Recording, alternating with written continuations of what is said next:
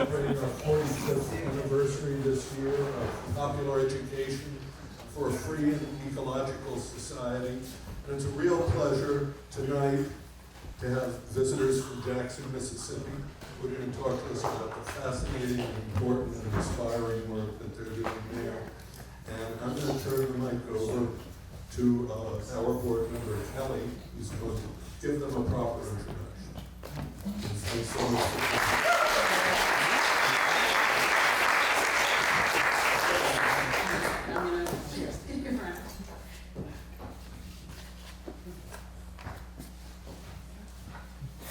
We've attempted the IT. Okay, it's enough. So my name is Kelly Roach. I'm a board member with the Institute for Social Ecology. Want to echo Dan's words in thanking our guests for coming all the way from Jackson, and thanks to Plainfield Town Hall as well for having us. So without further ado, I'll just jump into bios and then turn it over to our presenters. So Saki Hall is a radical Black feminist activist, a mother, birth worker, educator, and journalist. Saki sees her life's work as engaging in the collective struggle for African liberation, human rights, and social transformation. She's a native Lower East Side New Yorker and has migrated to Jackson, Mississippi, nice, where she's a founding member of Cooperation Jackson. In supporting Cooperation Jackson as an emerging vehicle for sustainable community development, economic democracy, and community ownership, Saki's leadership includes strategic planning, cooperative development, fundraising, communications, and developing the Fannie Lou Hamer Community Land Trust. Saki has experience on the local, national, and international level, having provided leadership for political mobilizations, direct actions, conferences, fundraising initiatives, and communications to a number of organizations, coalitions, and networks throughout the United States, including People's Production House, the U.S. Human Rights Network, RISE, Right to the City Alliance, and Homes for All campaign. I can't stretch too far, I'm trying not to block you. Thank you. Thank you, great. Our second speaker is Imani Olugbala, who's a longtime resident of Jackson and works with Cooperation Jackson as an anchor for Freedom Farms Cooperative.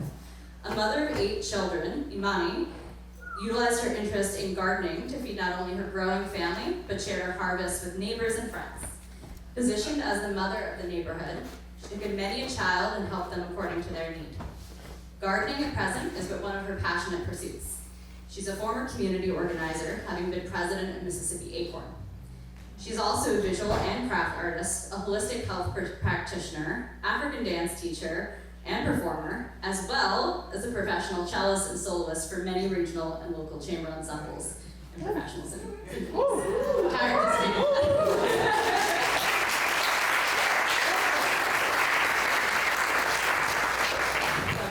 So I'm gonna toss the mic over to our speakers, and I think we'll start kind of jumping in and then do some conversation Q&A. Does that sound good? Yeah, that sounds good. I think having it on here won't be that great, so I'm gonna hold the mic and toggle the PowerPoint. Is that good for you? Yeah. Yeah. That's good. Okay. All right, cool. So yes, my full name is Sacagawea. Everybody calls me Saki. Even people who say, "Oh, I love your name. I'm gonna call you Sacagawea," they end up calling me Saki. And they have like 2 separate amazing stories. But I'm really glad. Thanks for inviting us to be here. Really glad to be here with you guys. I'm gonna talk about kind of how Cooperation Jackson got started, situate the organization kind of within the context of a longer Black liberation struggle, talk a little bit about Mississippi and Jackson for some context, and then kind of show where we're at now. Sister Imani is one of our newest members, and so she's going to talk specifically about her cooperative work with Freedom Farms. Before we get started, just so we can get a sense of like who's in the room very quickly, I'm wondering if folks can raise their hand when I say kind of like the following statements. So who in the house is a member of a cooperative, any kind of cooperative? Ah, okay. All right, that's really helpful to know. Any farmers in the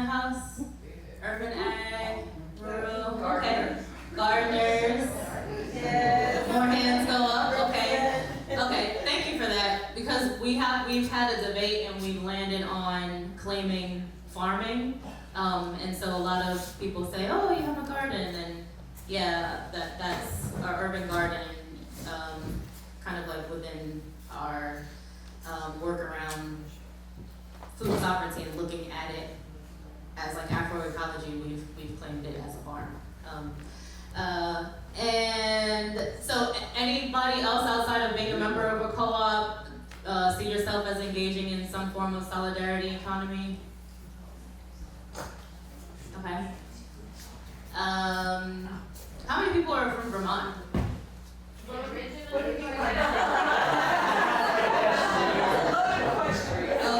who lives in Vermont right now? Okay, all right, so that's like almost about half the room. Folks from just the general like New England area, New York. Yeah, okay. Anybody from the West Coast? I know my gracious host is living in LA. Okay. Any kind of Midwest people around? You're claiming all kinds of things. I see you up there. Anybody from the South? Southeast? Southwest. Southwest? Okay, we're coming from the West, Southwest, a couple of hands. We have international guests here. There. Up in the balcony? Is that Canada or another place? Okay, alright. We have Canada in the house? Okay. And then the Southeast? Someone shouted out, I didn't have this on my list, but who has ever been to Mississippi or Jackson, Mississippi? Okay. Okay, awesome. That's good to know. Okay. So, because we see ourselves in a long line and tradition, and we understand our work is a continuation of the struggle for self-determination and human rights and Black liberation, I always like to start off with two of our ancestors who I think make it really plain. Fannie Lou Hamer from Mississippi defines self-determination as the process by which a person controls their own life. And I know as I was kind of coming into my politics and felt like I had an understanding of some of these kind of like big lofty words like self-determination, and when I saw this quote by Fannie Lou Hamer, I was just like, that just makes it real plain, right?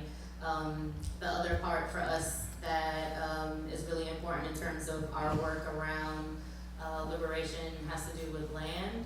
And so this quote by Malcolm X says revolution is based on land. Land is the basis of all independence. Land is the basis of freedom, justice, and equality.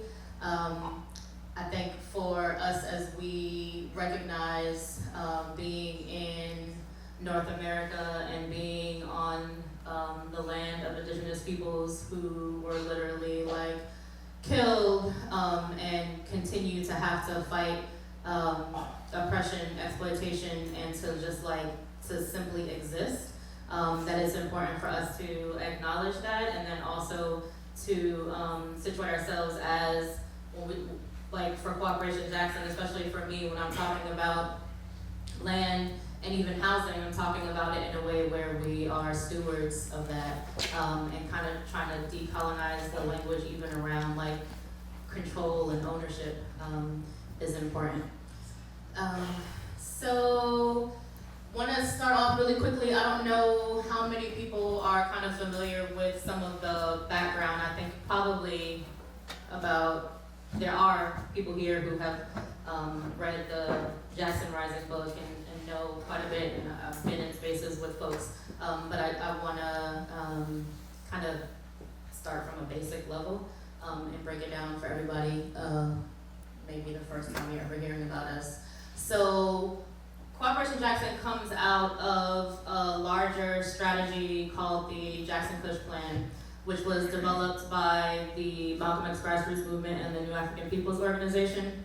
Cooperation Jackson comes out of the Black radical tradition here in the U.S. Empire settler colonial project that we, live under, and really was a forward-thinking strategy and vision around situating ourselves in Jackson in Mississippi, but really as seeing that as a part of a larger nation in the Deep South. And so there's like 3 pillars to the Jackson Kush Plan, although it actually is really important because it breaks down other kind of projects and programs like creating political education and leadership training, organizing training schools. But the 3 pieces that I want to highlight are the participatory democracy piece, which really was trying to expand upon people's assemblies that had kind of reemerged after Hurricane Katrina. The other piece was around building an independent political party, which really has kind of gotten, I would say, encapsulated as like electoral politics, even though I think the thinking was deeper than that. And then a third piece was building a solidarity economy. And so Cooperation Jackson comes out of that third pillar, looking at building and looking at down the line economic democracy and building a solidarity economy towards that. So we were a part of kind of this larger, broader strategy. I would say it was very municipal, localized space, looking at Jackson as a hub for that, and strategically being located. Actually, I want to go back. Strategically being located. It's called the Jackson Kush Plan because this area. Do you see my cursor? Yeah. Right here is belovingly named after the Kush on the continent of Africa. It's highlighted in red because this is the largest contiguous, it's the largest population of majority blacks in a contiguous geography, right? And so that includes, it's mostly Mississippi, the Mississippi Delta, but it does include some parts of Louisiana, Arkansas, and Tennessee. And so looking at the population, looking at the long struggle of resistance in Mississippi, which kind of I think means that people over a period of time have developed a sense that even if they don't necessarily know of the politics of Black nationalism, like identify with some of the kind of the thinking around that. And then, there's also just other thinking in terms of like Jackson being between Memphis and New Orleans, and then just like that really central between Atlanta and Dallas, and then there's the Mississippi River, and so, we really see ourselves not only as being emerging as a vehicle for economic democracy, but really looking at like sustainable community development from the ground up. We've been talking a lot more about eco-socialism from the ground up. There's that word, community ownership and control, and I said as like a prelude that I'm trying to shift away from that language, but really being able to also look at restoring the commons. And so our big broad mission is to advance the development of economic democracy and build solidarity economy. Really, we started off focusing on worker cooperatives, but in just like a really, I think, broad creative sense of a solidarity economy and like what that looks like, what it may develop as that hasn't even necessarily been practiced, right? And so we launched on May Day in 2014, so this past summer we just turned 5 years old, and so we're still very much a new organization. And we also have positioned ourselves in our work within the environmental, ecological justice movement, and we see our work as being a part of a just transition to eco-socialism, and really looking at how do we transition out of this exploitive, capitalist system, which is killing the earth and been killing us, towards a more just, cooperative, collectively regenerative economy. And not only the economy, but like how shifting that actually impacts our ability to govern and work together in more democratic ways, and then like how that shifts and how we shift our relationship to Mother Earth and how it shifts our relationship to each other.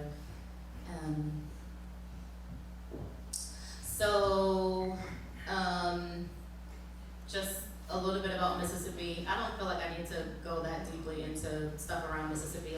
People pretty much know the historical legacy of like the transatlantic slave trade. Mississippi was one of the richest state in the Union.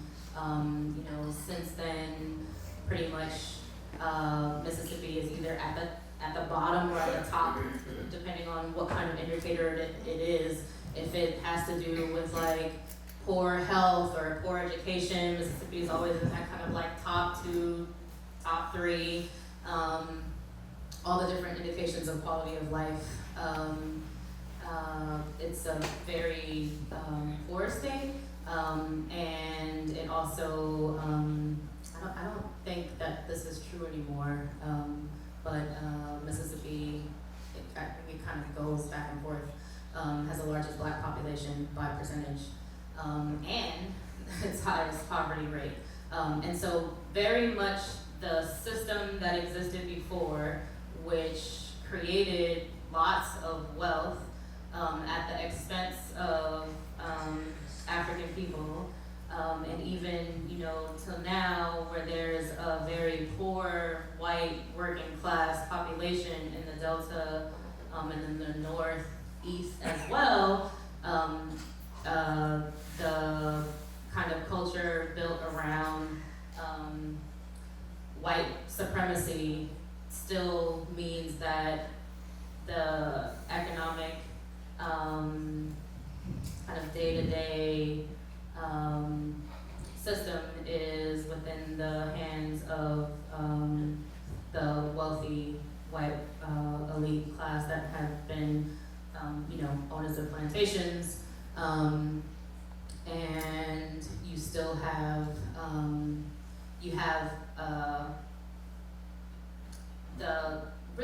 the same kind of like plantation mentality, I would say, that exists there.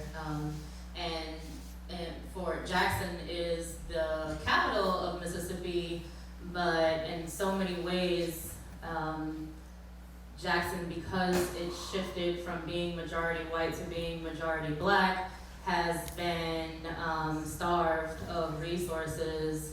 The state imposes legislation anytime that the city itself tries to exercise some kind of local progressive, I wouldn't even say radical, but progressive policies. The state, either will preemptively pass legislation or just literally come up after something that the city's trying to do and say like, it's not legal for the city to do that.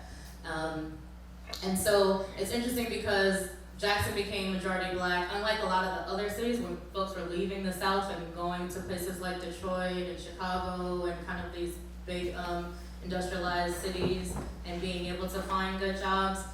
Jackson's, the population shift in Jackson was happening when the economy was already in contraction and there was already industrialization happening, right? So the same kind of opportunities that existed in other cities that shifted to becoming majority black didn't exist in Jackson. And so you had white flight, you also had black middle class flight, really drained the tax base of the city.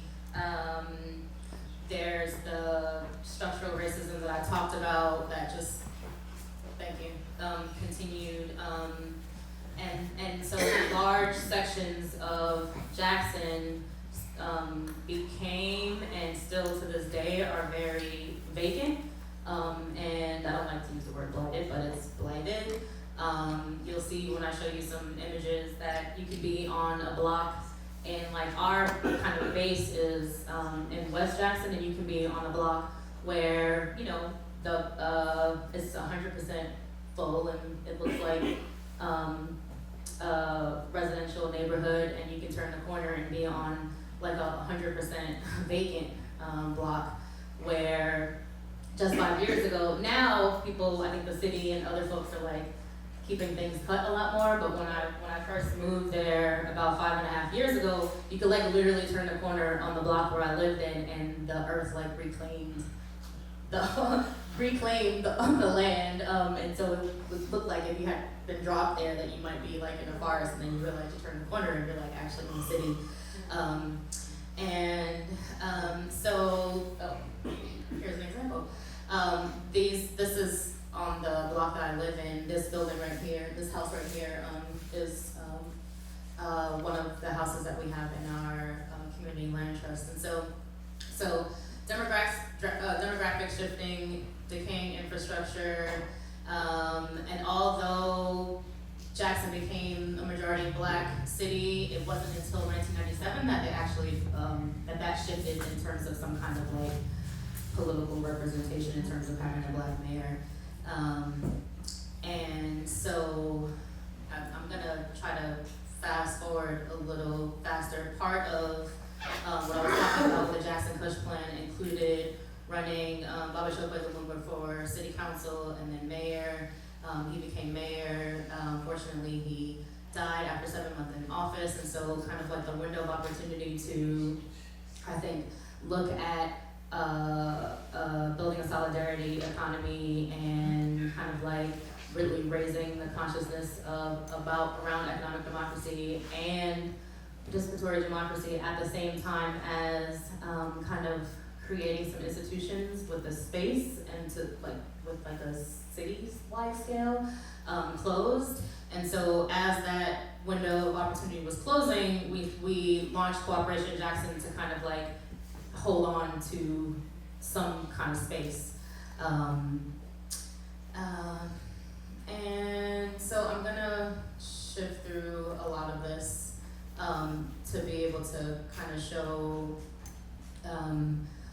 where we're at now. We have structurally we have a executive committee.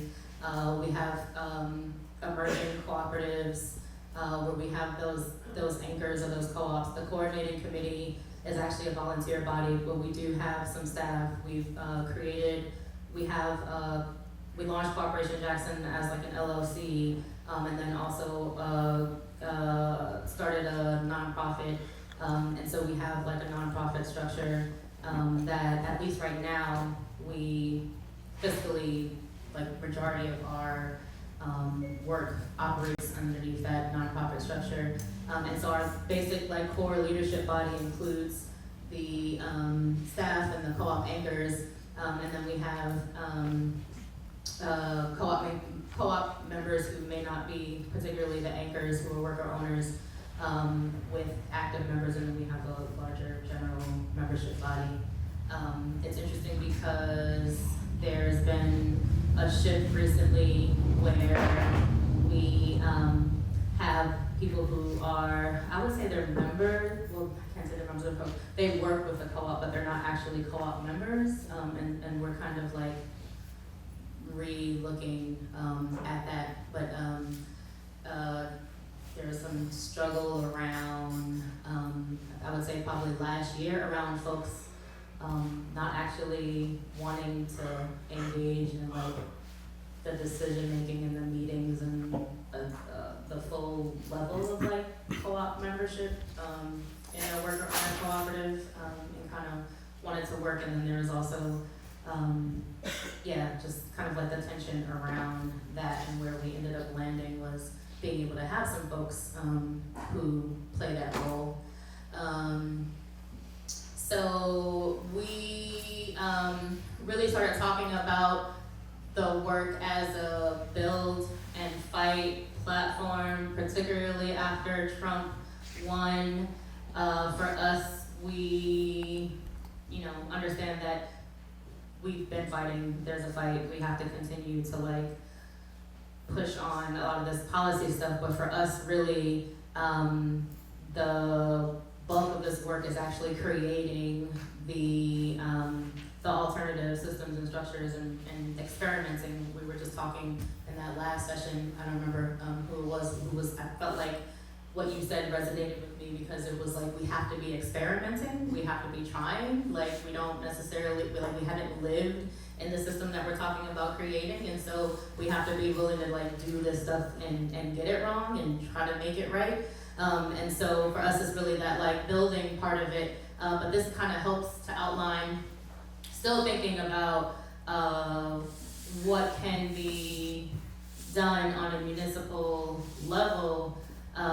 This kind of shows you two sides of what we're building and what we're talking about fighting. So you have the Solidarity City, looking at pushing Jackson to be a Solidarity City with policies and programs that actually support cooperative development. Right now, you cannot legally be a cooperative in Mississippi. Mississippi only allows for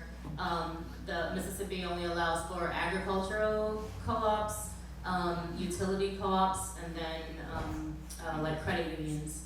And so outside of like Freedom Farms, who could be legally, structurally a cooperative, the other emerging co-ops use the LLC, the limited liability corporation, that's actually done in some other places. And we wanted to, I mean, you could register somewhere else, but then you're like a foreign company or whatever entity within, your own state.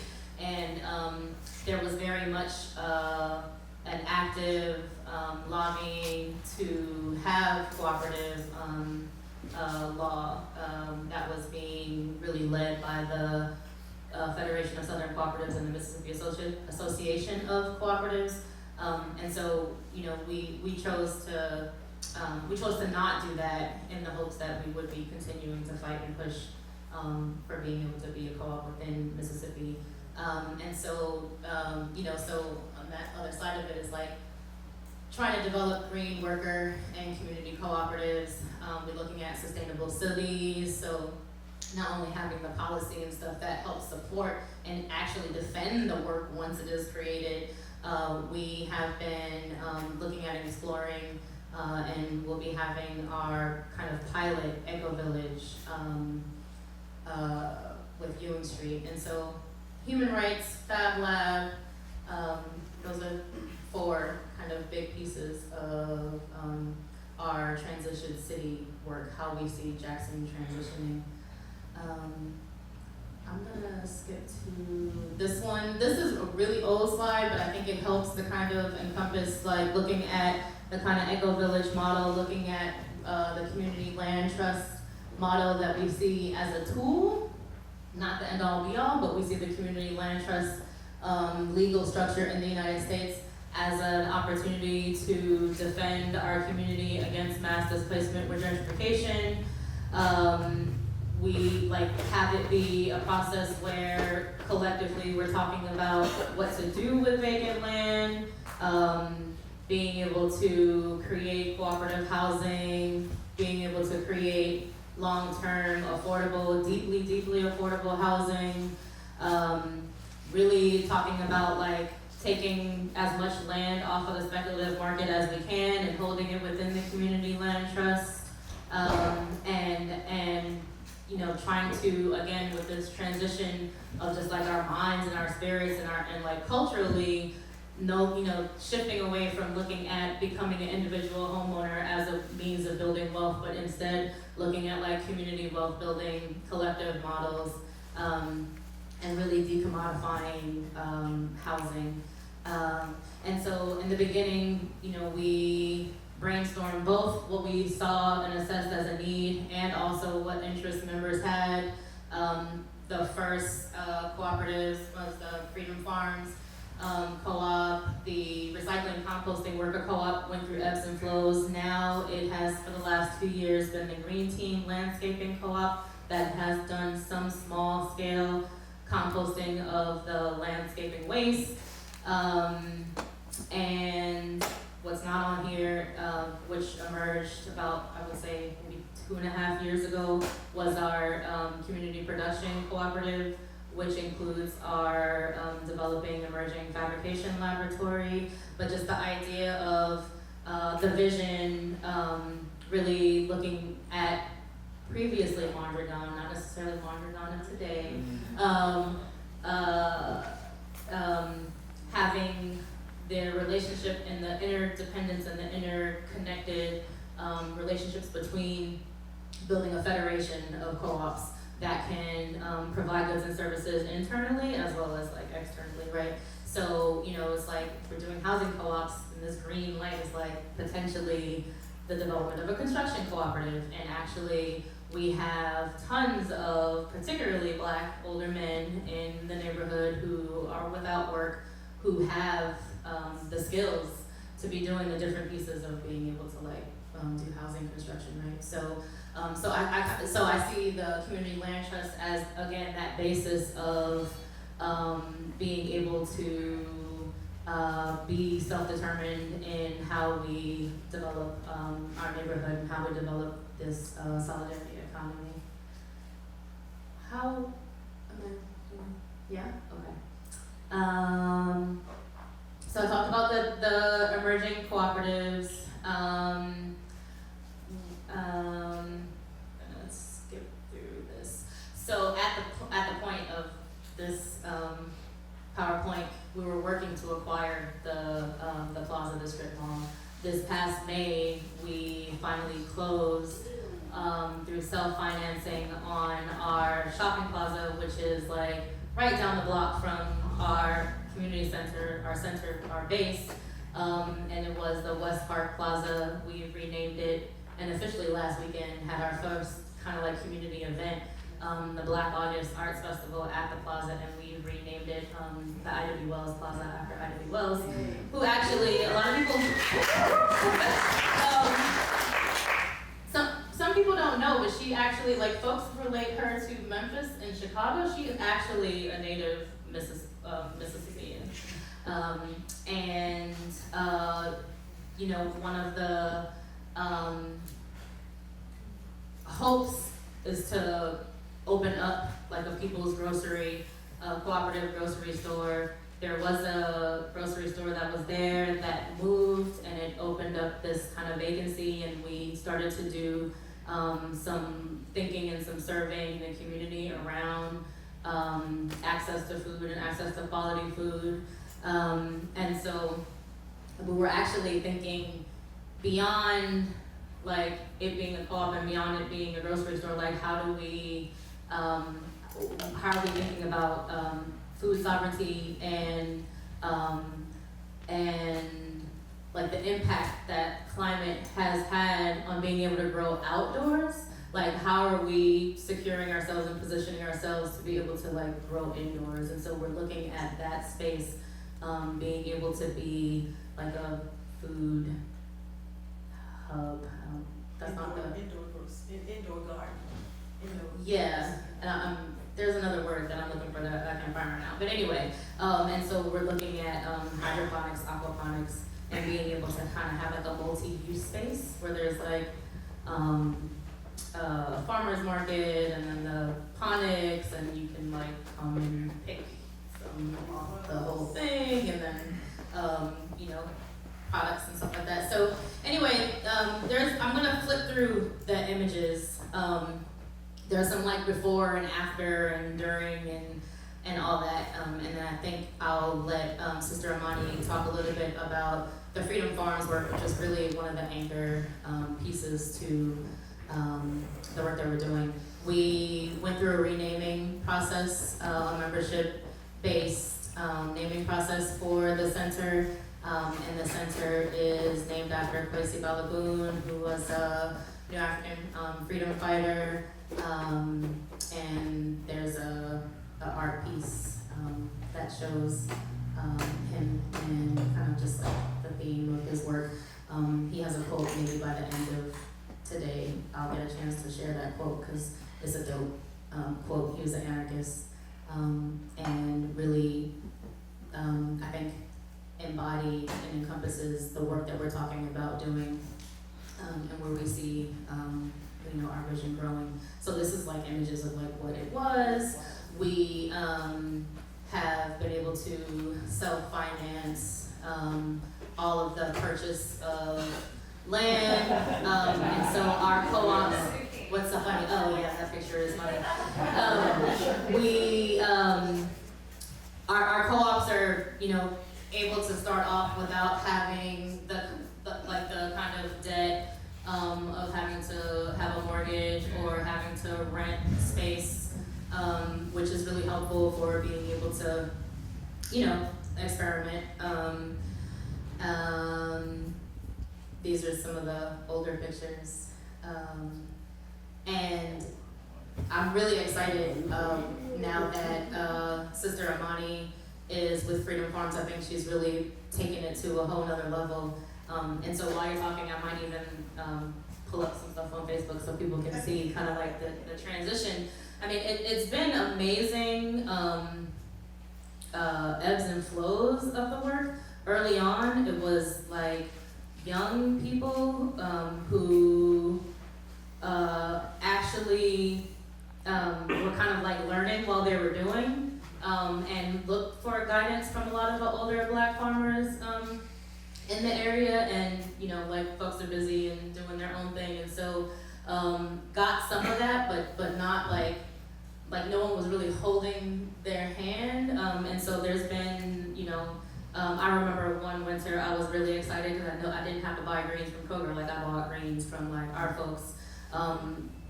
Not this past summer, but the summer before, part of the kind of like outreach and base building and door knocking work that was happening included like folks handing out like I can't remember which greens it was, but it was greens.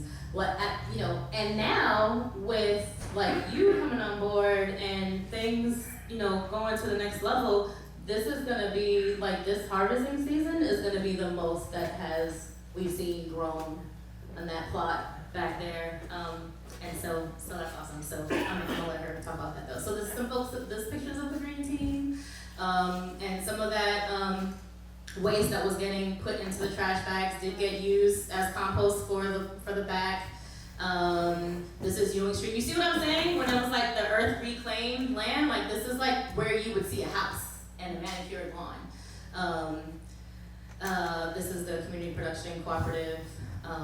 Folks got training in Detroit with the partnership with Insight Focus, and some of the really exciting, I think, opportunities that using this technology will allow for us to see a lot sooner than we thought, which is still, not like next year or tomorrow, but being able to prefabricate like modular housing really affordably. And so there's like all that technology, like 3D printers and whatnot. This white building is directly across the street from the Balagoon Center, and so we got that over a year ago. The white building still has a lot of work to do, but the Fab Lab is actually open, and the guys just participated in a 6-month fabrication Fab Lab Academy in the building that's kind of like on the side. We have solar on top of the Balagoon Center, and then we went through another round, and we have solar on the Community Production Center. So, obviously, hopefully we're gonna be looking at doing that on the plaza and being able to kind of even lift up more with the current business owners who are in the plaza, the idea of doing solar and decreasing the energy costs. This is really old, so that we actually have more than this now, but this is kind of highlighting the different parcels in this neighborhood that we're in, that we own, that's a part of the community land trust. Right now we're at about 42 pieces of property within the land trust. Yeah, so I'm gonna hand it over to you. I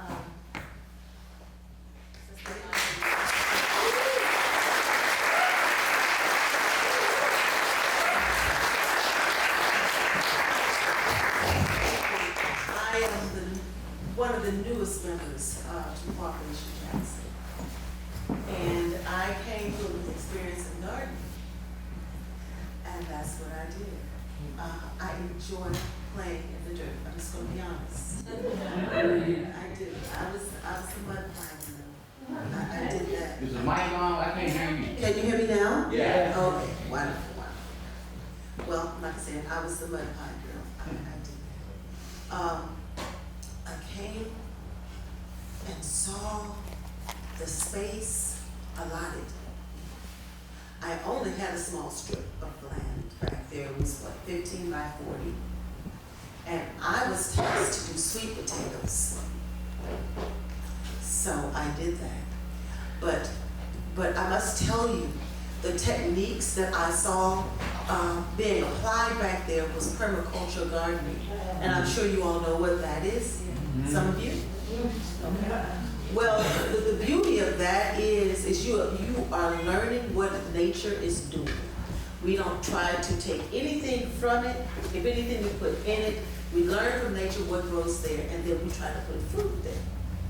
So I saw that. It was actually foreign to me, but I understood it because in the gardens that I had at home, in my home, we basically did that. But I had to rotate because I had sense enough to know that I can't plant this in the same spot every year because I noticed certain kind of insects and such as that. So I started rotating. I didn't know. It was something that came natural to me. Well, I saw what they were doing in terms of permaculture gardening. I liked it. And this year in the garden, let me tell you, it's permaculture section, and I call it the conventional section, but I'm going to talk about the permaculture section. This year, upon planting there, I planted watermelons and cantaloupes. We had a plethora of mint. Mint was everywhere. We had buckwheat, we had some other plants there that bring nutrients into the soil, and that's very important. Because if we take something out of the soil, we have to put something back in. You cannot exist on this planet taking from it all the time and not putting back in it what plants need in order to survive. That's just totally selfish and unthinking. So I began to plant down there. We had okra there, we had cantaloupes, they're coming up, and all this wonderfulness coming up. And then sometime in May, I saw leaves coming up out of the garden, and I didn't know what they were at first. See, when I see things that are strange that are coming up, I don't necessarily cut them down. I let them exist and grow and see what they are before I do that. Well, then I come to find out it was butternut squash. It took over the entire wall of these huge, my goodness, melon.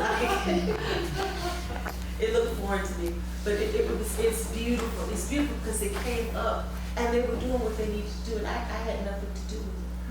And that to me gave me confirmation, okay, this is what it's about. It has to be replicatable, it has to be able to reseed itself and come back in that same spot. You have nothing to do with that.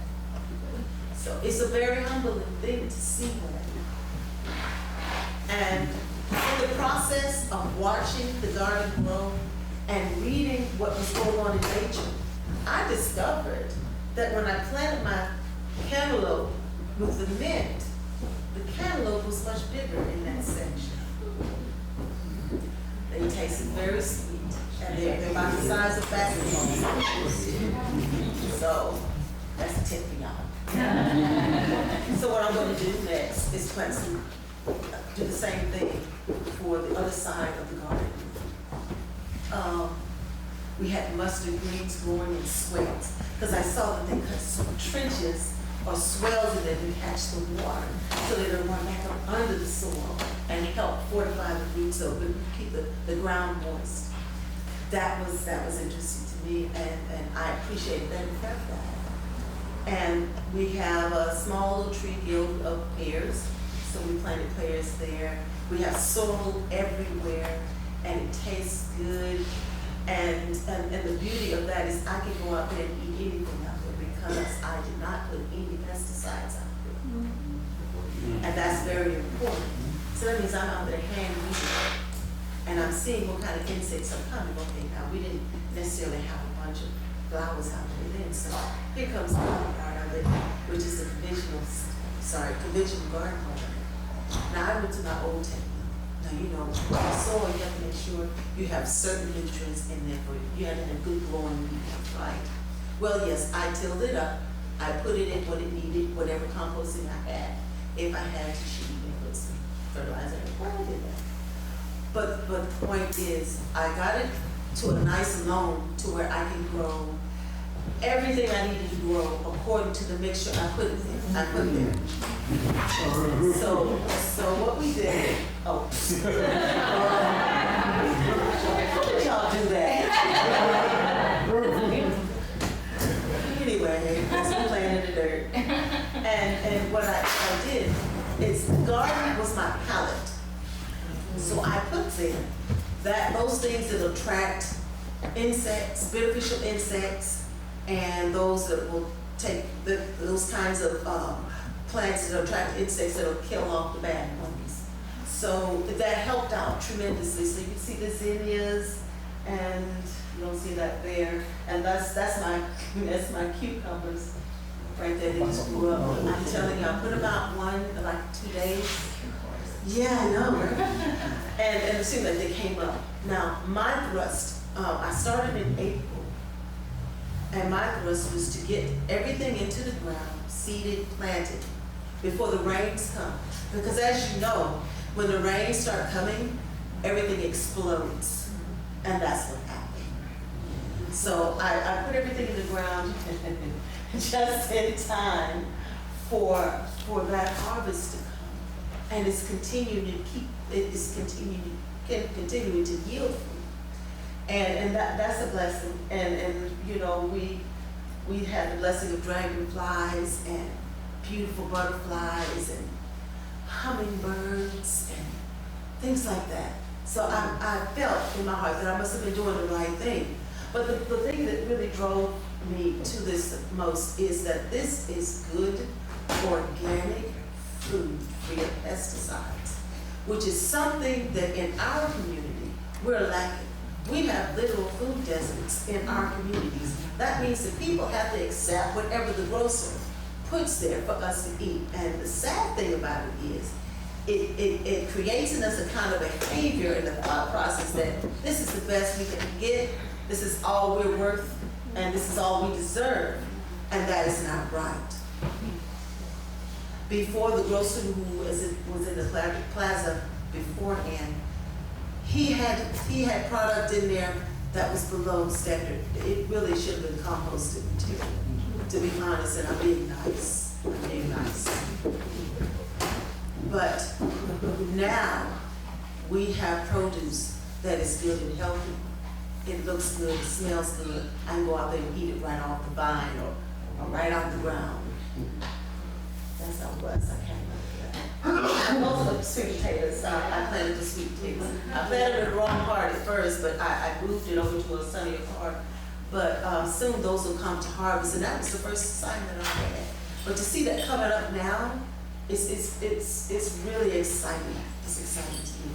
But what's more is that the people I have working with me, the youth I have working with me, they are learning how to grow their own food, which is very important. Because if you cannot feed yourself, you're going to allow somebody else to try to feed you something else.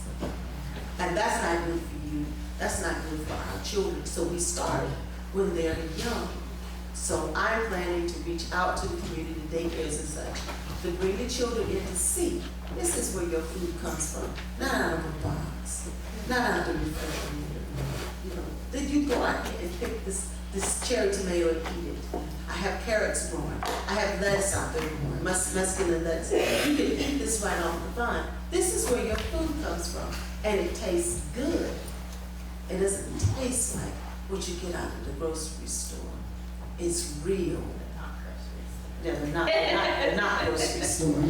But the point of it, the point is that this is what we need, and this is what will fortify us as human beings.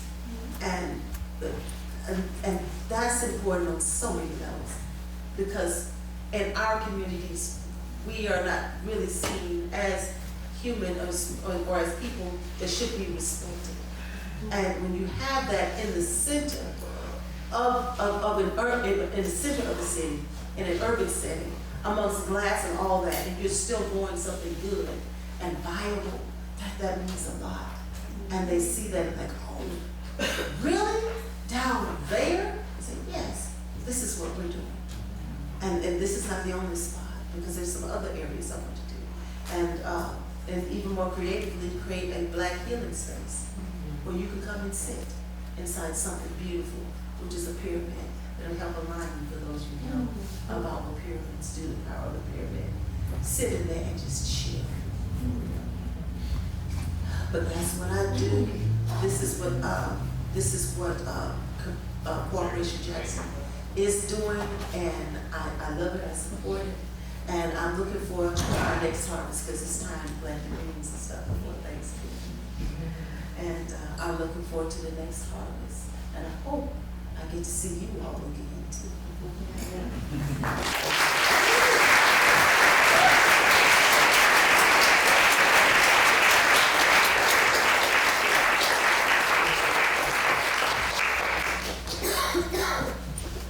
Thank you all so much for that. So I believe we have about 20 minutes or so, maybe a little more for questions that folks may have or responses. I'll be keeping stacks, so just means kind of keeping a speakers list, and we'll be trying to do progressive stacks, so folks who don't always get to speak in these spaces to the front. So maybe we'll take like a 3 at a time and then kick it back and forth. So I see Grace to start. I'm curious, I mean, farming and food sovereignty and all that. And I'm curious if you've encountered problems with pollution of the soil, lead problems and those kinds of things Before we planted from, yeah. we had all the soil tests. So everything was fine. That was my concern too, because there were structures on it. That was a playground. But before that, before that,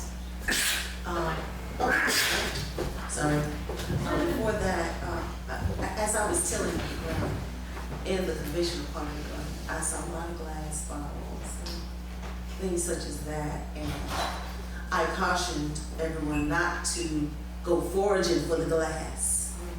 If you encounter it, pull it out then. Because we're going to see what the plants do in that medium. You know, because it would be laborious to go through and sift it all out. And then we have time between planting and harvest we need to observe. So I saw a lot of that. I've seen water holes and such as that, but mostly glass, because people just threw stuff over the fence. Yeah. Yeah, so in the beginning, so the very first thing that we did with the resources that we got, instead of paying ourselves, which we figured would only last us so long, is that center that I talked about. And so the land that you saw in the back, there was previously a child care center. And so they had the building, and then about 2 blocks away, they had a big house, and another small structure, which was like a nursery. And then, so when you first go, you see a backyard, and we thought that that was all of the space, until they kind of opened up the gate, and we saw more land. And when that soil got tested, we had folks from Alcorn University come and test the soil. It was great Mississippi soil, and so that's one of the reasons why one of the very first things we were able to start doing was starting the development of Freedom Farms. And so I think that was like, you know, the blessing and the affirmation early on. There's Ewing Street, which is pictured right here, and the Ewing Street initiative that we're trying to develop Ewing Street does have to have the soil remediated.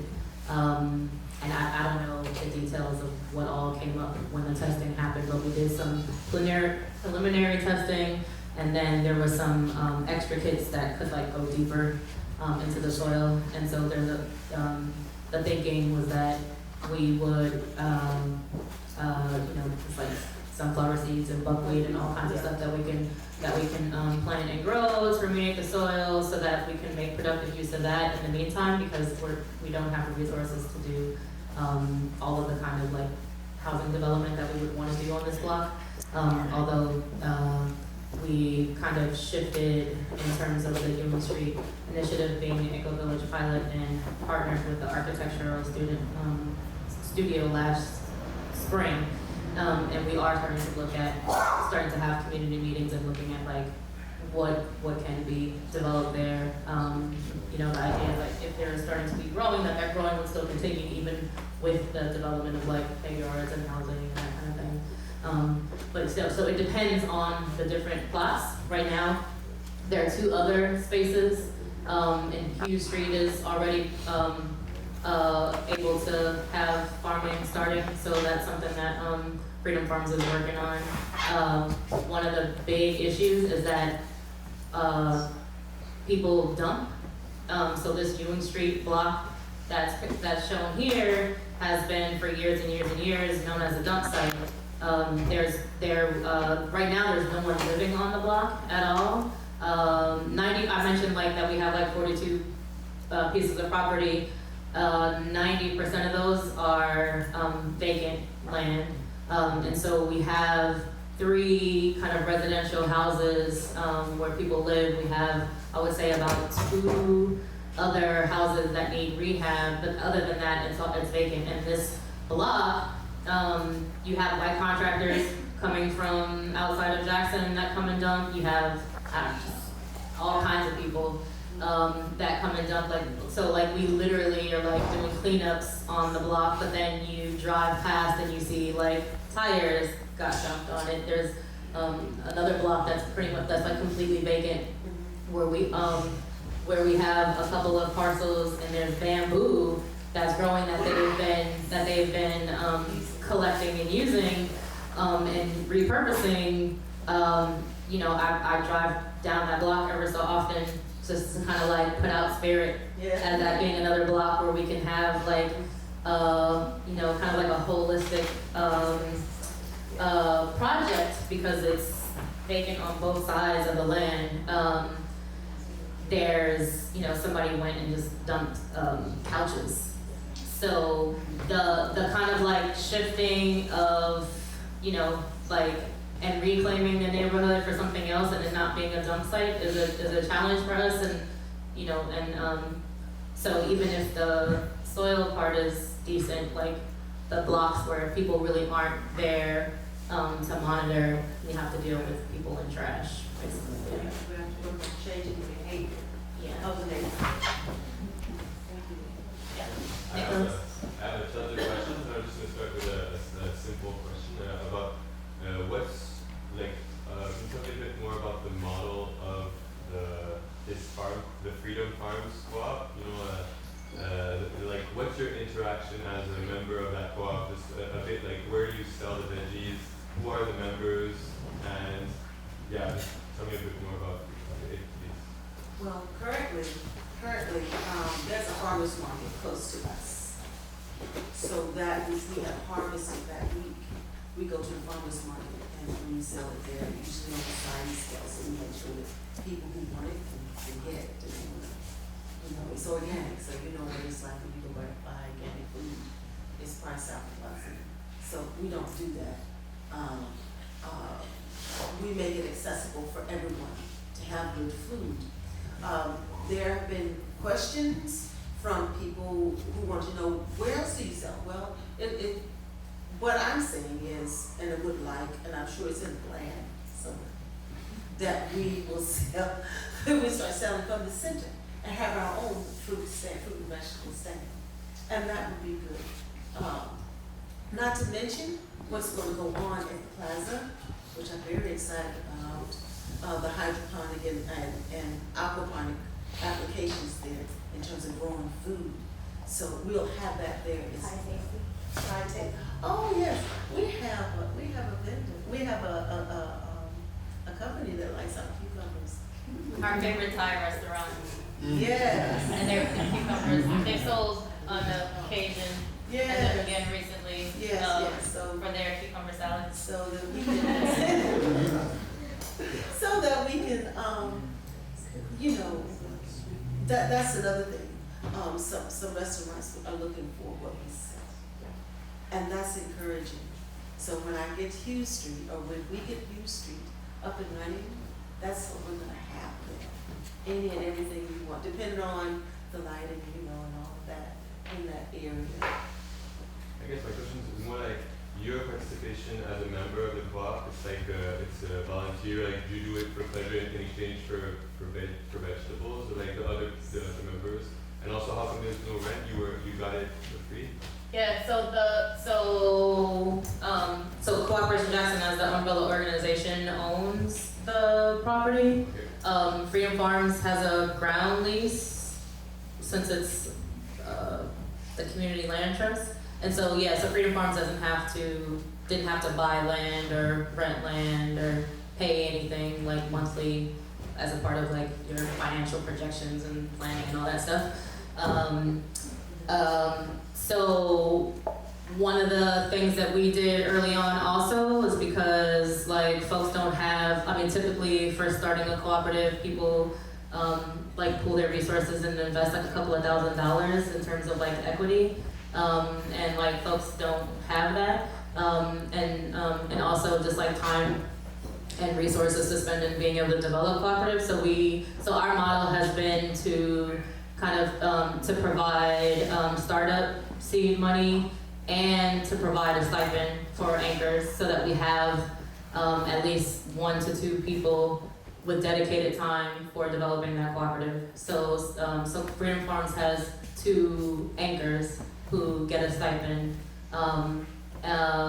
Like Freedom Farms compared to the other ones has had like 2 to 3 anchors.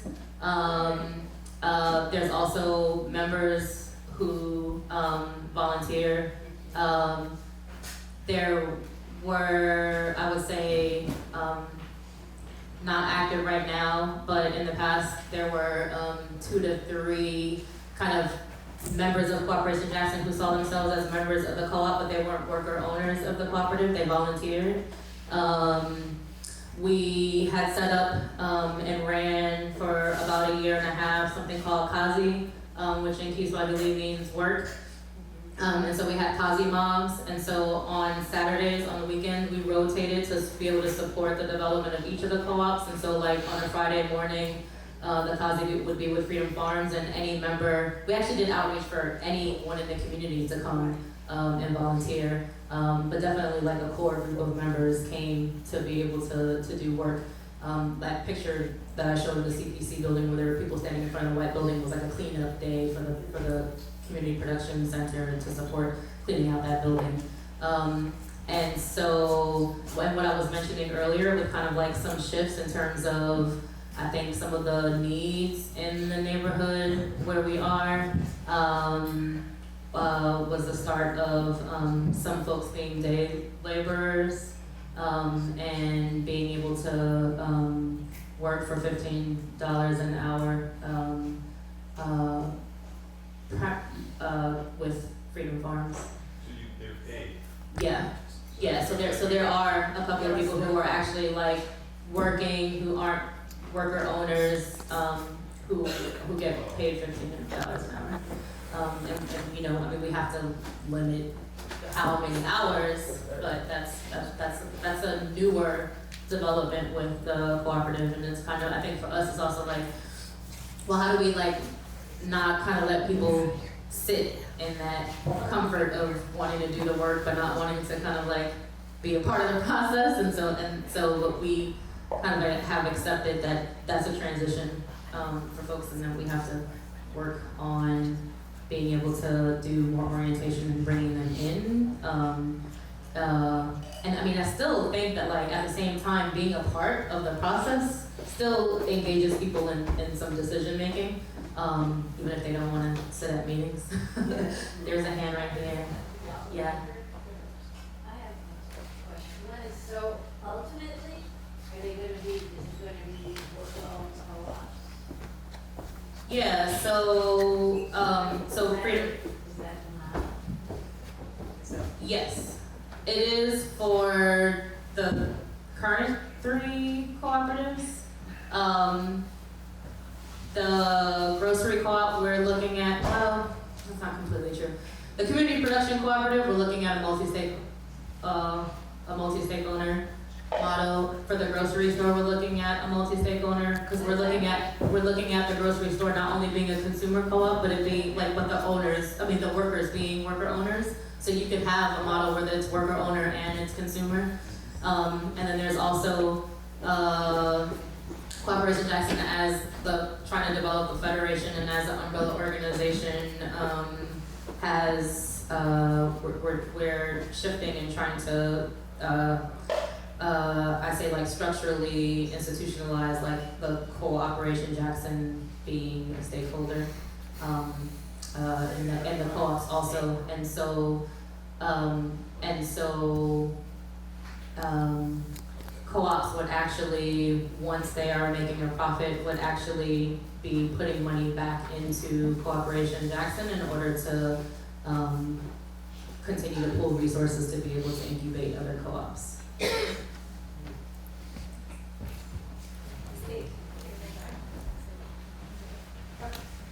What do you want or need help with? What do we want or need help with? If folks in the office, or in the room wanted to be useful to you, how could you use our enthusiasm tonight? Good question. It's There not was, like I was talking with, answered in pieces, but I'm sure that there's more than me in the audience who's like, I want to do something to help these folks. You can help Kathleen. we like folks come and visit, and when folks come and visit, like whether it's somebody who's coming, academic who's coming to do research, or someone who wants to come and do some interviews and film, we ask folks to help out, and so we've had exchanges with people who have come, like the Black Dirt Collective, like folks who have come to actually spend time and contribute through some labor. We need money, so anybody wants to donate, feel free. The thing too is, and though I joke and say that, I'm very serious. No, we Yeah. all, the audience understand. Because you're teaching, Yeah. and I'm teaching. So and that's the part of it, I'm sorry. That's part of it, because you're learning what is there. You're learning what's growing there. If I put lettuce here, I shouldn't see stickweed right there. Okay, it doesn't belong there. So I pull it out. And we have to do that because if we don't, those things can destroy what you're, so you have to, if you can put it somewhere else, fine. But if it's one of those weeds that's dangerous to what you have, you've got to pull it. Now, I'm gonna tell you a story. I have these wonderful cucumbers growing and all this wonderful sweet potatoes vining everywhere, excuse me. And come to find out, I see something else vining there that I did not put there. They were canary melons. Beautiful little things. They have been planted. They were planted, see, I didn't know that, no one told me. So they're encroaching on my entire, it's growing in the sweet potatoes and it's growing in the tomatoes. And then they're growing back there with my lettuces. I'm like, wait a minute, oh, so I see what's happening. The birds have died, hold to it, pooped it, and put it over there. And then, you know, the squirrels, they do what they do. I caught one day, you know, it got caught as it, and it ran. But that's nature, y'all, that's nature. But things like that happen. Like I told you about the butternut squash growing. I didn't expect to see that. That was a pleasant surprise. But when we come in, that's all part of growing and appreciating nature. It's not me doing it. It's growing there by the permission of a greater power, so that I do what I'm supposed to do, being a steward to it.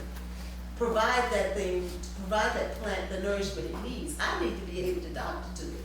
So when I send my workers out there to weed, they tell me what's going on out there. Well, Miss Imani, so-and-so, I saw this doing this, okay, so what do you do? What can we do to fix that? You know, so it's work, but it is what it is. So I said, yeah, come read.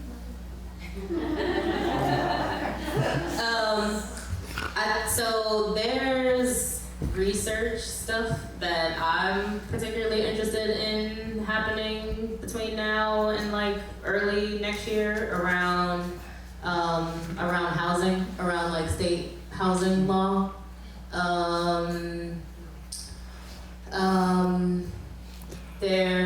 So, you know, a big part of it for us is also just like exchanging in terms of practices and knowledge and skill and thinking. And so being able to, you know, be here for the weekend and engage in conversations around social ecology and, you know, like I think kind of thinking through, challenging ourselves, and learning what folks are doing. Like Nicholas earlier was talking about, what's the practice, that your company does? Holacracy. The holacracy, yeah. And you know, and just, you know, like thinking about what could exist in terms of like decision making and structure and that kind of thing. There's all kinds of ways. We have this, so to be a member, you have to live in Mississippi to be a member, but we have Friends of Jackson. So in New York and in the Bay Area, we actually have Friends of Jackson that help to do events and kind of share our work and highlight our work. They also do fundraisers because they're in like these hubs where fundraising is a lot more accessible. We have a sustainers program, so people give, we have some folks who have $5 a month automatically withdrawn from their accounts because, you know, some people have 25.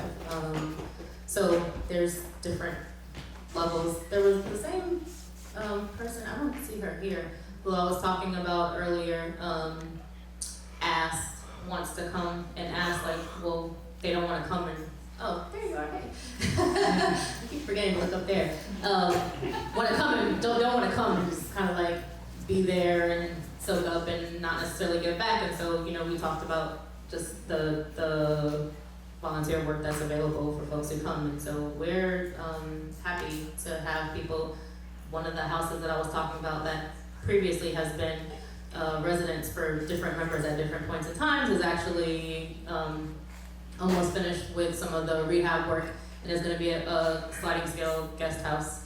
And so folks who, you know, are coming to either work with us or coming to see Jackson and find out like what else is happening and the different kind of like work that's going on in Jackson, instead of spending money in a hotel, can spend money with us and put those resources into the work. So, okay, thanks. Real quick before you go to the next person, in addition to doing all those things, I think we're gonna be passing the hat to help support travel costs, so that is one way that you can definitely help the need mediator, but thank you, passing the jar, as it were. Sorry, I know what we're doing on staff, go ahead.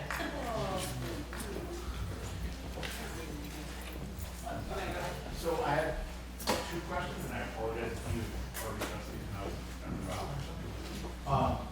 And it sounds like you actually touched on both the questions I'm about to ask you with your last sentence you said about the housing now. So first, I'm wondering how much your organization does around housing with the land trust, or if housing is a big issue, like housing affordability isn't a big issue in Jackson as it is in, say, your coastal cities where things are.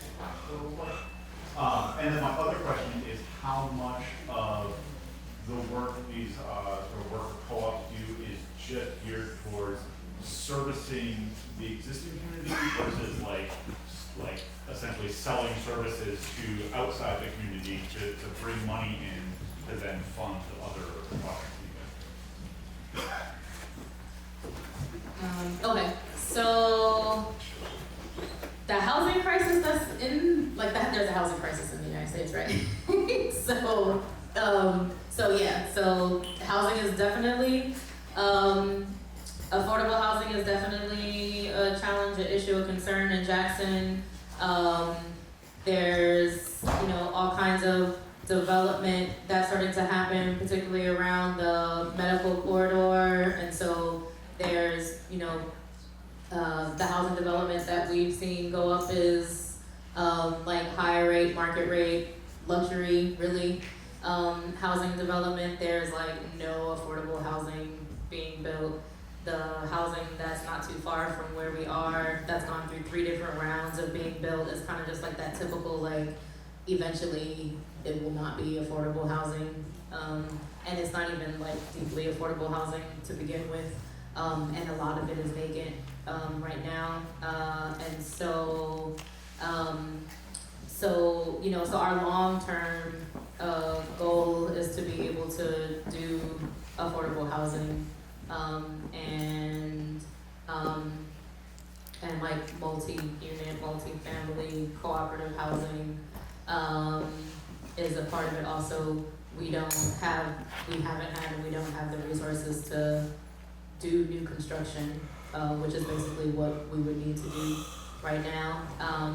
We are a part of the Right to the City Alliance and the Homes for All campaign, and so we're in a network, particularly within the Our Homes, Our Land committee of other grassroots community-based organizations that have been doing housing justice work, that are developing at different stages community land trusts, and so it's kind of like a peer learning group, and in a lot of ways, the research that I was talking about being interested in doing is because I think that there's an opportunity to proactively try to put some, even though I think about the damn state, to try to, at least, and even if it's just forcing the contradictions and being able to highlight them and have people see what is what, and what we're really up against, is to be able to look at like rent control. I think it's a challenge. I mean, there are apartments, but a lot of the rentals are actually like individual houses, and so it's not as easy to organize like rent, like to do like tenant union organizing in that kind of setting, as opposed to like in buildings. But I think that like we haven't had the capacity to have a housing organizing kind of like campaign work or even policy work at the same time. So we haven't engaged in any of that level of like housing work, but I think that like a part of talking about land and housing and the development is also talking about just like most of the vacant land is actually public land. It's like state and city owned land, and so we met this week to talk about. There's a call to do a National Day of Action around public land, and the idea is like public land in public hands with the Right to the City Alliance and the Homes for All campaign. And so we're talking about like what that looked like in Jackson, what would we do around that. And so I think that like, it's our responsibility to try to figure out how to be able to talk more and more, not only about like developing the community land trust, but because we're not getting to a scale where we're really going to be able to like protect everywhere, right? Like some organization out of North Carolina, I read an article 2 weeks ago, came and bought 350 houses. They came and bought 350 houses in Jackson, in different parts of Jackson, and the rent range is like $600 to $800, which actually is not. I mean, it may sound amazing to some of you in the room. I know for me, I was like, ooh, $600, because that's kind of like the range for a house in the neighborhood, in our neighborhood, and that compared to like $1,000, $1,200 is a lot, but that's not, you know, I actually have the slide, I didn't get to show it, it's not a lot. When you're talking about the census tract that we're in, the median income being $15,000. Right? And so, you know, so yeah, part of our work and what I would like to ramp up is making sure that we're talking about housing as a human right. Where we are, StuPod is the largest homeless services provider in the state. And people look down on the neighborhood that we're in because of the homeless population. People from different counties, even I heard one of the city council people say people from the surrounding states literally like drop off folks who don't have homes in the neighborhood. They'll put them on a bus and they'll be right, you know, like we're right on the edge of downtown Jackson and where West Jackson begins. And so, you know, so like a big part of our thinking is like, how are we engaging that community and providing housing for, you know, for folks who don't have homes. So yeah, so just thinking about like what kind of what can we propose ahead of time, and because we're in this network of folks who have been doing like dope housing organizing for like decades, we have plenty of like model legislation that we can propose to be able to kind of try to protect folks who are renting. And I say it and I really want to do it, but it's just like it's like so heart-wrenching because we need the research to see what's already on the books, because I think Mississippi is probably like Louisiana, which like preemptively legislated like not being able to do any kind of protection at all. And if it's not, the minute we start talking about doing it, the state, you know, has been watching and is watching. The minute we start talking about doing it, it's going to be a fight against them having some legislation to say that, you know, a city can't do that. No city level can do it. But I think that's important because that is just going to be what we need to heighten and raise the contradiction, and to have people start talking about, well, what is actually the solution? Because like the policies is the solution that can get rolled back at any point, right? And so the collective control, community like development, like, you know, having businesses that can fund the different projects, and, you know, like us putting in sweat equity to like rehab a house and taking over land, like all those things need to be what we're talking about when we're talking about, you know, like really the solution for everybody having like a roof over their heads. Meeting the needs. Yeah, and us being able to meet the needs, but and still calling, you know, and holding the state accountable at the same time. There was, brother back here. For the people that are currently houseless, do you have a policy to donate food currently? Yes, we do. Yeah, Yes, so I mean, we did have a catering co-op for a while, which we don't have anymore, but whenever we had events at the center, a lot of times groups came in and did meetings or conferences, and we provided the catering, and we've always had an open door policy, and there's always food left over, or even just during, like, folks come and get food. Like, you know, last weekend we had the Black August Arts Festival and barbecued, and everything was free food, and, you know, I would say probably like 75% of the people who came to take part and to eat were folks who are in the neighborhood getting other services, or, you know, word of mouth spread. Yeah, so it's not like it's actually not a written policy, but that's just the position that we've been in, and so when we are cooking food or have food, that's what we do. That's the culture of the organization. Yeah. We're here to help the community. We're not here to control. We're here to help. And that's the thrust behind everything that we do. You have to have food. You have to have shelter. And then then we need to educate the people as to what's going on, and they need to know what their rights are. See, that's what I've seen, this is what I gleaned from being there. And this is why I participate, because that's part of our nature, those of us who care about humankind. We're gonna do the kind things to humans. I know what I'm saying. Go ahead, I'm ready for it, call me that. But we're gonna do that kind thing to help someone, and in that you receive the blessing from it. So I don't ever get tired. We don't get tired of doing that, you know, because this is what we're about. This is what we're about. This is what we're passionate about. So I see 3 hands, Russell in the back, and then let me know when we're actually starting to wrap up. We can take all 3 at once. And then wrap up after Okay, that. okay. So maybe we do So that. 1, 2, and then 3. Have I been missing you? No, you're, Okay, all right. you progressed the step. Yes.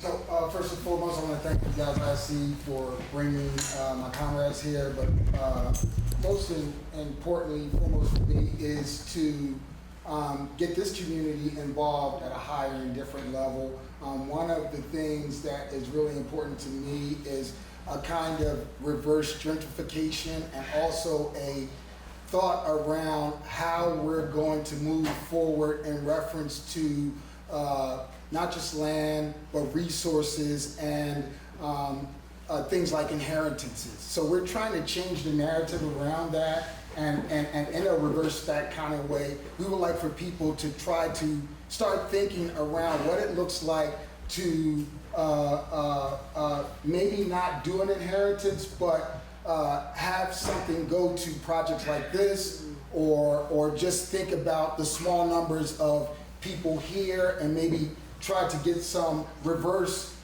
and maybe some underground railroad going where people can come here and help and maybe go back, or vice versa, people go there and give information. You know what your skill sets are, even if you don't have resources, you have skill sets. And there's a culture also that you have that is directly connected that a lot of times is not being talked about. So I want to talk about 2 people specifically. Nadahe's left, but he's here in the community. A lot of you know him. But the work that he's doing, we really need you to get behind his support, get out of your comfort zone, and be vulnerable. His father was a political prisoner like my father, and very involved with Black August. So in a moment, I'll have Saki give you guys a quick bio on what Black August is. I'm fasting right now, and a lot of people were asking me what's that all about. Pardon me? Do it now. Okay, so Black August is a celebration of freedom fighters, started in San Quentin by George Jackson and a whole bunch of other freedom fighters.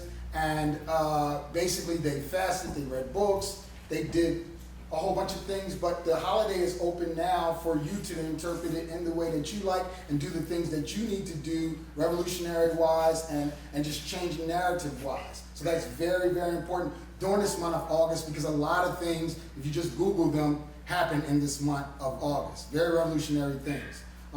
So also, I would like for people to understand that the work that's being done is not just Afrocentric based, because Richard Williams, who was a political prisoner, and also Tom Manning, who just recently passed away, was a very strong, not ally, but accomplice in the context of protecting people of color in prison, putting his life on the line against Aryan Nation, all types of people, the state, COs, whoever it is, just being very vulnerable and put his life on the line for these type of projects, for people in general, and we need that narrative pushed a lot harder. We need people to be a lot more vulnerable.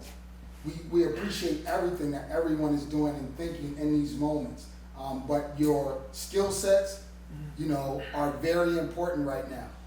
That level of where we have people who have had things over years, now it's time in the narrative for you to give those things. You have them, you know them. Don't be ashamed. You know, give those things. Thank you guys. Yeah, we have it's amazing to see you here. That's my comrade from New York. did work together, especially around the Black Onyx Hip Hop Project, which was a way to raise awareness, support, and money for our political prisoners here in the U.S. You know, a chunk of the support that we've gotten from the beginning, and you know, some of us were engaged in kind of the thinking around increasing the divest and then reinvest networks that were emerging, and you know, like young, along the kind of range of political spectrum, trust fund babies in a lot of ways have been doing that with particularly that was probably not that nice to say trust fund babies, but Okay. I mean, yeah, like folks whose families, you know what I mean. Anyway, okay, it's getting late. I've been up since like 3 in the morning to get here. So, but like divesting money and really seeing the need to invest in frontline communities, particularly around the just transition and the climate justice work. Like folks are looking at how do we put the resources into developing these alternative systems and practices and projects, and supporting folks who are like at the very, very front lines of the struggles around extraction here in the U.S. So I'm glad that you mentioned that. I don't know if the person who you mentioned is there a name of the project? Is a project name, organization? But there's been, when we break, I'm sure people aren't gonna leave right away, and so we do have these two, the last two, and I forgot, I said I was gonna take them all and then jump in, but to hopefully people can get more information, because one of the things that I think is really important when we're talking about our work in different locations is like, what does it mean for the work that's happening here? And I'm sure there's similar work, it may not be all encompassing in the different levels and pieces that our work talks about and has envisioned, but there are definitely like pieces that are probably going on for a while. So I'm glad you mentioned that, because it's not only about like, I appreciated you asking like, how do we support, what can we do, but let's like thinking about that here and in whatever place and space you're at is important. Yeah, it's getting late. Maybe we can spend more time on this tomorrow, but I'm curious to hear more about the political organizing process. I remember some of the early things I'd read about Cooperation Jackson. There was a real focus on the popular assemblies and a goal, I remember in one article, if I remember correctly, for getting 10% of a community to participate and then actually taking over the governance of neighborhoods. And I'm wondering if that's still in the forefront of the agenda and where that's at.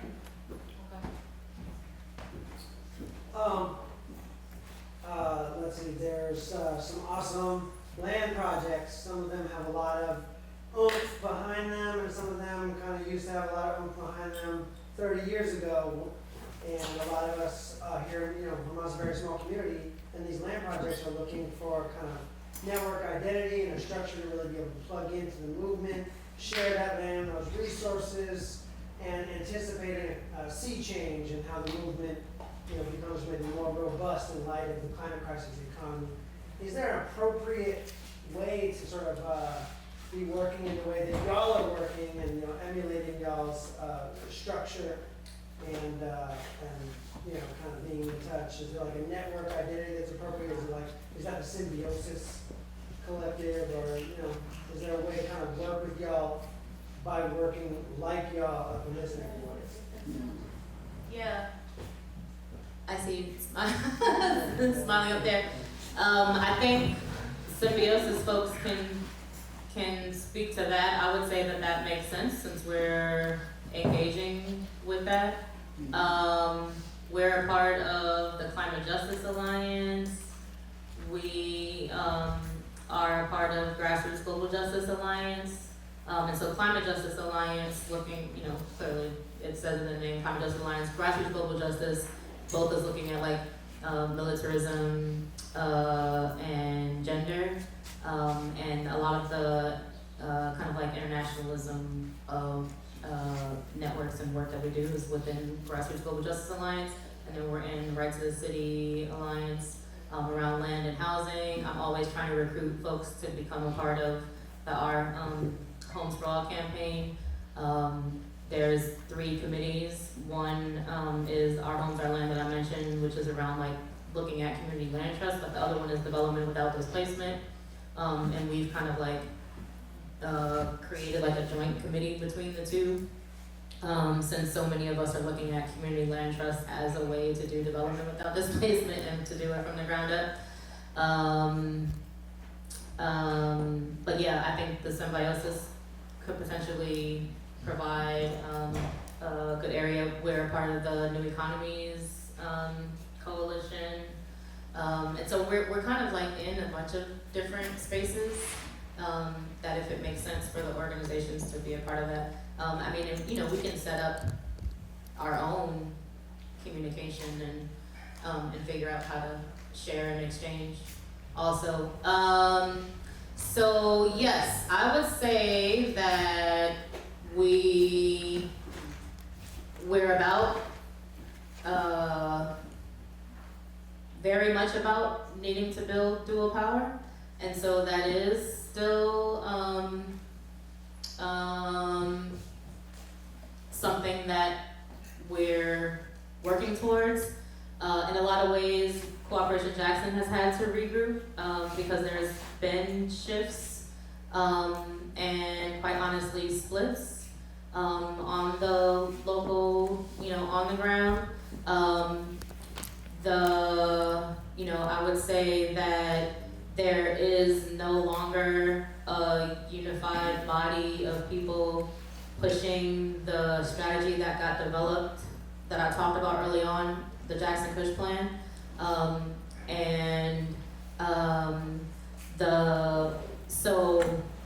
read an article 2 days ago actually, and it said that Cooperation Jackson was like the ones who were doing the People's Assembly and everything, and that's not.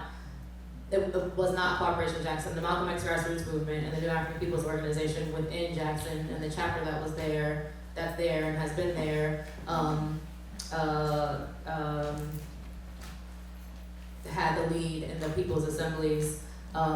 Cooperation Jackson, but like the core leadership that helped to launch Cooperation Jackson, being members of that political organization and the political project, were a part of that. But Cooperation Jackson specifically was, coming out as a vehicle for the economic democracy side of it, and that along with the the work around the People's Assemblies, like all those different pieces, supporting and strengthening each other.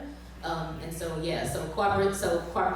existed before Cooperation Jackson started as an organization. At the same time, we used the assembly model around 2 things. One was around kind of starting a coalition around human rights and the Human Rights Institute, and looking at doing, and so we did a series of, and it had some ebbs and flows, it's not functioning right now, looking at the development of a human rights charter, and then being able to call for a monitoring body. And then, for a while, with a bunch of the different attacks that were going on, we helped start and kind of led a coalition for economic justice. And so there was just some kind of like momentum around the issues around the state takeover of the Jackson Public Schools and the takeover of the airport that led to some like assemblies. I wouldn't say those actually weren't assemblies in the way that we talk about like people's assemblies and kind of like these circles or these different models. That's actually like building people's capacity to govern.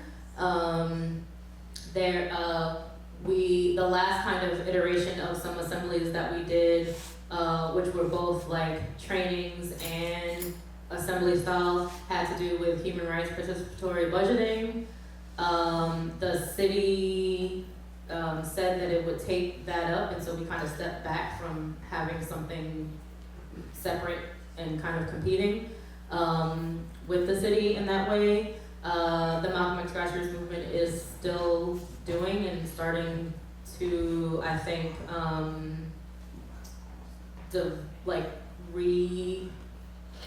reinvigorate people's assemblies. But Cooperation Jackson is not directly involved in like organizing or leading that. We have folks who, participate as residents of Jackson. But yeah, I think that like we're deeply invested in being able to do the work and the different projects that we do in a way that's organizing and trying to actually like restart the base building work that needs to happen, and politicizing our community along the way to talk about dual power and to and to be doing that. A real challenge right now is this